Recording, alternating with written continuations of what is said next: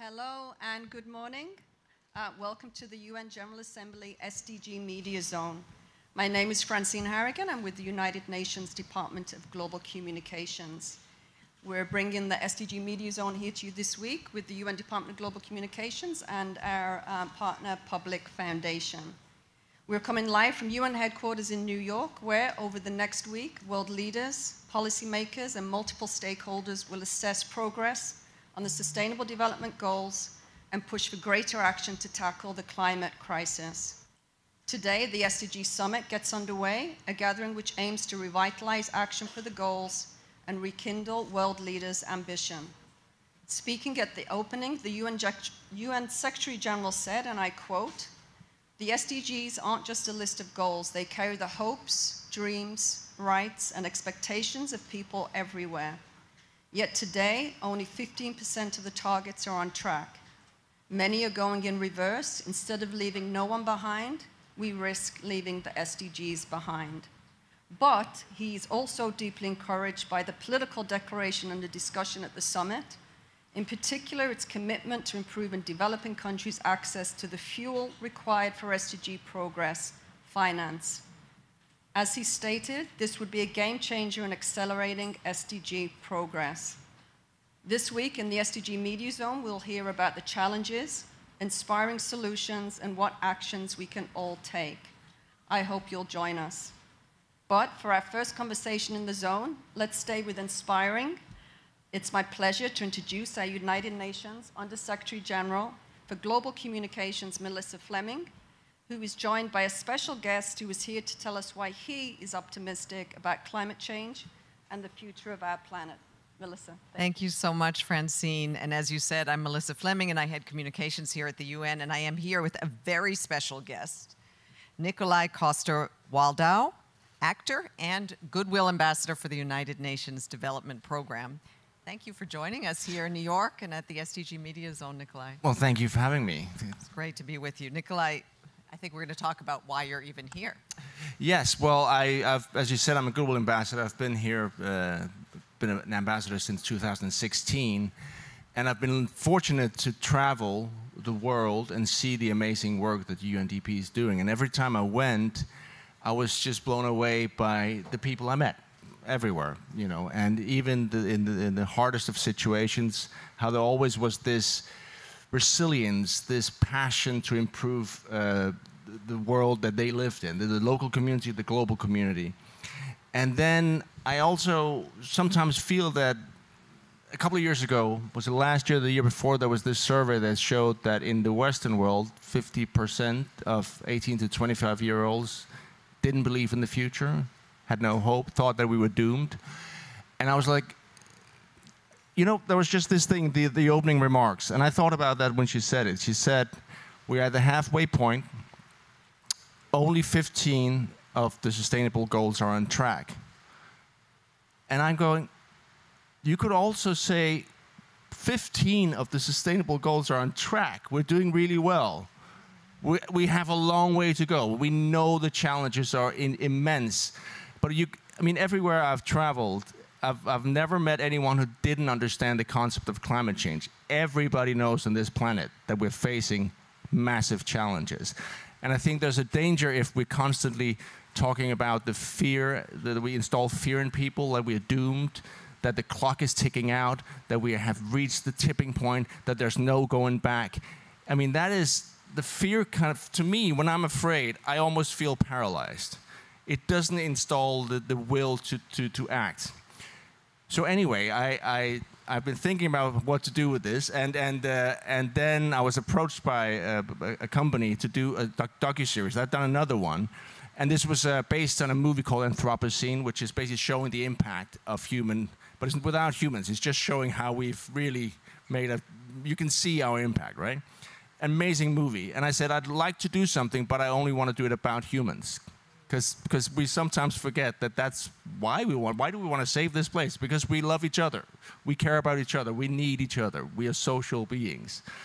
And I had this idea that if you could travel, make it a global show, to show all these incredible solutions and, more importantly, meet the incredible people behind them. Maybe that'll inspire some kind of hope and optimism. That's what I hope to achieve.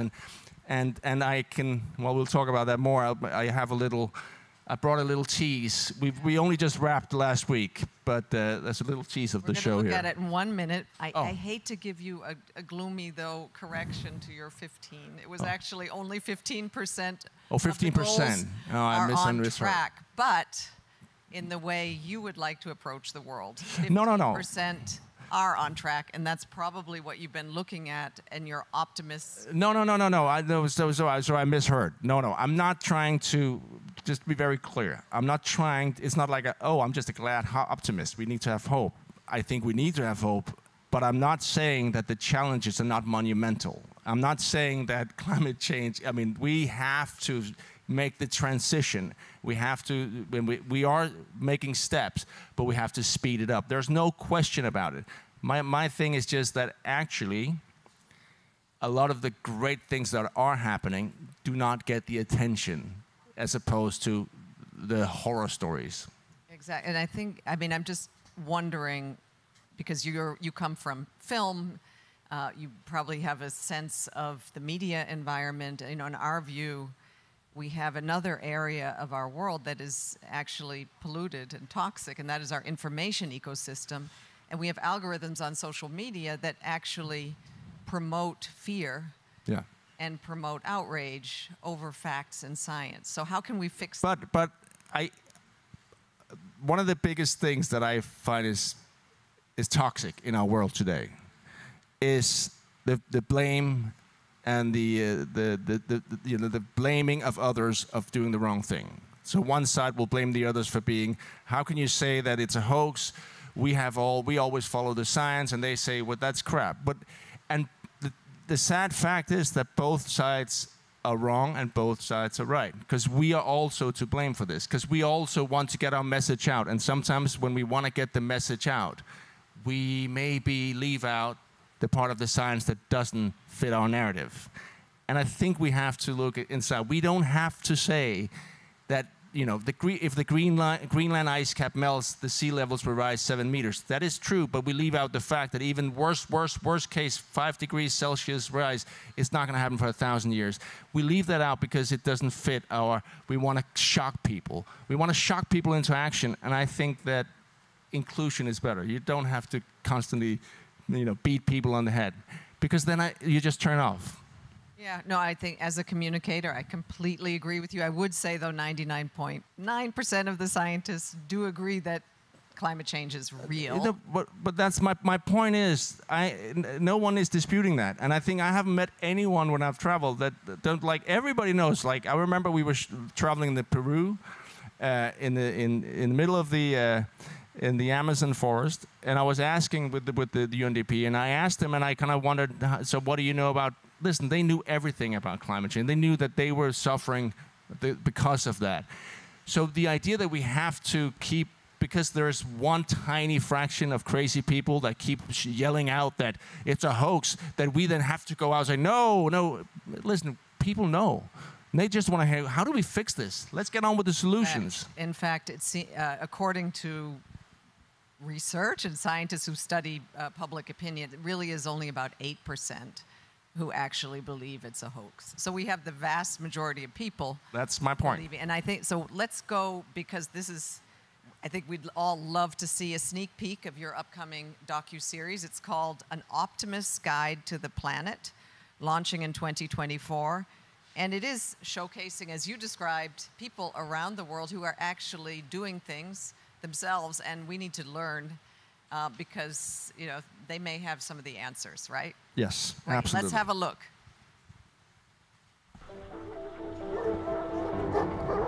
You believe in tomorrow, right? I do believe in tomorrow. The future is in our hands, Put the seed first before you water it. I'm a father to 2 beautiful daughters. Yes. Give me 5. That's it.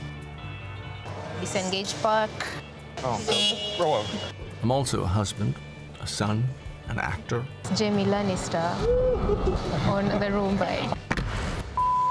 A friend, an avid table tennis player. I'm a human being. Whatever we imagined, we created. We believed the resources of nature were endless. We were wrong. The generic's been closed off for the past 12 years. When there's a disaster, the seeds of hope will always be found amongst those who are most affected. Climate change and loss of biodiversity are threatening our future, and we now understand the need to course correct. But how? I want to show something. Massive community, nature coexist. And now they're going to refit this coal power plant into hydrogen energy. I mean, that's a ballsy move. Over the years, I've traveled the world with the UNDP as a Goodwill Ambassador, and I met incredible, inspiring people. Maybe your impact should be bigger, not your salary. Can we just please copy that and send it out to all the CEOs? This show is about solutions and the people behind them. Incredible. Creating man-made clouds seems insane, but this is the definition of thinking outside the box. It's amazing. The little worm can actually dissolve plastic. In my architecture, I harmonize the people with the nature. It's about why I believe we have every reason to hope for a better tomorrow. Growing coral on demand is really restoring the reef. It's a magical moment, huh? Aviation doesn't have an answer for sustainability, and so we set out to prove that it could be done. My name is Nikolaj CosterWaldau, and this is an Optimist's Guide to the Planet. Nailed it. Great. I myself, I always try to be very optimistic. There's hope. And what about my game? Is there hope? No, I'm joking. No, there's hope. Thank you. You can applaud. Have a hand.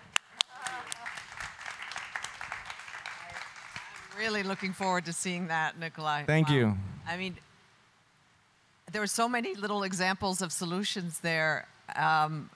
Worms that can dissolve plastic, Yeah. you know, in architecture and aviation, converting coal power plants. I mean, it's actually really, truly inspiring. Which of those stories tops your, most inspirational story?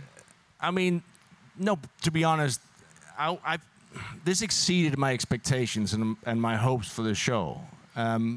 Because some of the solutions just blew my mind. I think that it's difficult to choose any. Seeing, like, there was the little moment. It's a small story, but that thing about this bioengineer, Federica, Italian living in Spain, who she was a beekeeper in her spare time, and one day she noticed that worms had infested the beehive, and she took out these worms, put them in a plastic bag, and then next day she noticed there were holes in the bag, and then she started did they just eat their way out, or was something else at play? And she discovered that these small worms carried enzymes that dissolve plastic, break down plastic. And I thought, and there's so many solutions that are right in front of us, but of course, because nature has so much power, so much potential, that sometimes we just have to, open our eyes. Other solutions, when it comes to agriculture, we had great stories where you go, sometimes just see how we used to do it. That's a solution. Greenland, we did a story just recently, which was incredibly inspiring. Every year, 1 billion tons of what's called silt is washed out from the melting ice cap. This silt carries so much energy, so much power that they did these tests where they took it to was it Uganda, and they spread it out on acrid fields, and the first harvest was just insane. There's so much power and so much solution, and when it's heated up, it stores CO2. So it's this incredible way where you can go, actually, Greenland, which in many ways have become a symbol of the bad effects of climate change, could also be part of the solution. But most importantly, what I found, and what I think you'll find, is that you meet passionate people all over the world that are doing something and that have real pride and really care about our future and believe in tomorrow. And I think that I mean, when I watch it, it puts a smile on my face, and it gives you hope, and that's the idea. I mean, for some, it's existential. You were in Kenya and in the Masai Mara. I mean, they are absolutely, they live in the land, but with climate change speeding up and creating situations that they've probably never experienced before, how are they adapting to the speed of... Well, what was interesting with the Maasai was what they were saying, listen, we had the solutions. For them, they talk about, they call it Nashulai, which is basically balance between man and animals. So they can live in harmony with their livestock and with the wild animals without any fences, any borders.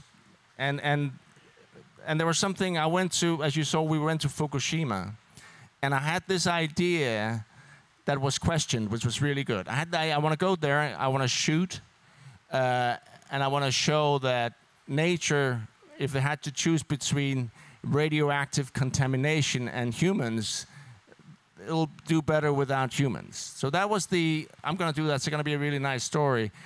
Then we come out there, I'm talking to this scientist, and he says, and I said, so is nature doing better without humans? And he goes, well, some of nature, but other parts don't. There are a lot of animals that depend on humans. We are part of this ecosystem. I mean, there's, you know, the predators stay away when humans are there, but it just made me think that we have to remember that we are integral. We are not aliens. We are another species on this planet, and we bear a massive responsibility. And then, by the way, you say, because I wonder if someone might wonder, you know, I was thinking maybe you wonder why is he playing table tennis all the time? It's just because That would be my next question. No, I just wanted to, because I love to play table tennis, but also, more importantly, the reason we did it, it ended with me going to the national championships in Greenland. My wife is in Greenland, so I've been participating up there. I'm not very good, but what it did, it enabled me, everywhere we went, I tried to find someone to play with, because playing together, doing a sport, it just instantly breaks down barriers. And I think that putting a smile on your face, having fun together is like, and breaking bread, for example, is such a fundamental human thing. And as soon as you engage, you can have a conversation about all kinds of topics. And I think that is also something we really need to meet, to converse. I think, you know, most climate communicators agree, or science communicators, or communicators like us here at the UN, we all agree that we need to communicate in relatable ways. And, you know, you come from the entertainment industry, and you know, you're an actor, and people tune in by the millions to watch you. What is it about entertainment, film, series that we can learn and translate into communicating about consequential matters of our survival? I think it's about connection. If you watch a great movie, it's because you identify with the characters. And at the end of the day, sometimes you have a sense that we're so different. Like, all the focus is on what divides us. But I strongly believe at the core, we're not different. We more or less all want the same thing. We all respond to the same emotions. Our circumstances of life are different. But there's a reason why, like, obviously the show Game of Thrones that I was in, it was a massive hit, but it was a, how do you explain that? It was everywhere. I haven't been anywhere yet where people didn't watch that show, but that's because it's about basic human interaction and conflict and emotions, and so we all share that. And we have to get back. I just think it's not get back, but it's so important that these challenges, we're in together, and we all have a right to be here. No one is more entitled here to be on this planet than any other. And we have to make sure that everyone feels included, and that we're not all going to move at the same pace, and that some of us has a bigger responsibility than others. But we're in it together. And that's why I mean, even though sometimes this place can drive you crazy, we need to come together. That's right. Well, just maybe, what is between working on fiction and being involved as an actor in a fictional series and doing a documentary? Well, it's two very different things. I mean, of course, you're telling a story, but my goal here is always to, you know, can be a stressful thing for a producer. But what I love about documentaries is that it can be very unexpected, and you can meet people and allow people to lead the story, if you will. I don't have to learn lines, which is fantastic, but also just. It's all connected. It's all about human. Why I wanted to be an actor is because I find human behavior interesting. I find us amazing. I think we are incredible. And I think that one of the points of this show is also, if you look at, we're in New York City now. Look at this place. This is man-built. We built this damn thing, and we've probably built it 10 times over because, you know, if we can do this, of course we can solve these problems. And we will, and we have the solutions. And of course there's always financial interest and all these things at play, but we're not, I refuse to believe we're that stupid that we're gonna, you know, basically let the whole planet go to, we're not. We will find a solution. There's no question about it. Well, meanwhile, here in New York City, it's pouring rain torrentially. I don't know if you can hear that if you're listening, but we have seen some really frightening and devastating results of climate change. I mean, most recently in Libya, the horrific floods. I think there are 10,000 people who are still missing. Are we not acting fast enough, and what should we do there? I mean, no, we're not acting fast enough. But that's not the same as it's too late. And I think it's just an important distinction. And also, let's face it, it's gonna get worse before it gets better. But we have the power to reach the point where it gets better. You know, we can reverse this. It's gonna take a long time. And also, for example, we also, and it's difficult when it comes to, as you said, breaking through with the stories, breaking through with, but when we keep saying, listen to the science, we also have to be realistic with the audience. Because right now we have this thing, we gotta transition away from fossil fuels. We know that, and it's not happening fast enough. But the reality is, we still need fossil fuels. You know, it's an illusion if young people think that it's just a question of shutting down right now and then everything will be good. It's not, because that's going to have consequences again for the poorest and the hardest hit in the world. So the reality is, climate change is threatening all of us. We are taking action. It's not happening quick enough. We have to keep putting pressure on our decision makers and our policy makers. They have to act faster. And we've seen the response to COVID. It is possible to make a massive global impact quickly and find the finance, the money. It's possible. And we have to push for that. But the reason I did this show is also, I think it's so important also for our children to understand that we're not going to mess this up. There are solutions. We will implement them. There is hope, and because I find that if you get the impression that all hope is out, that there's no solution, that we can't solve this, then why bother? Exactly. And I think we need to bother. We need to, and that's a wonderful way to end. And I think it's very apt for the theme of the SDG Summit this year, the halfway mark, we say. We have 7 more years to meet the SDGs. But can I just say that thing? Because I remember I was here when that started, that campaign, and you're going 17. That's ridiculous. Why could you just pick 1 or 2 communication-wise, right? But the thing is, people get it. It's all over. Everybody understands it. It's a part of and it's not that long ago. So my point is, like, yes, we always want things to move faster, and we are impatient, and we have to be. but also it's okay sometimes to look back 20 years ago where we were then and look where we are today. Our progress is happening, but yes, it's 2 steps forward, 1 step back. It's this thing, and it's frustrating, but yeah. Well, Nikolaj, it's great to have champions of storytelling, of the earth, of the climate, of biodiversity like you, who are giving people a sense of hope and optimism and showing solutions all over the world. Thanks for joining us here, Nikolaj. Thank you.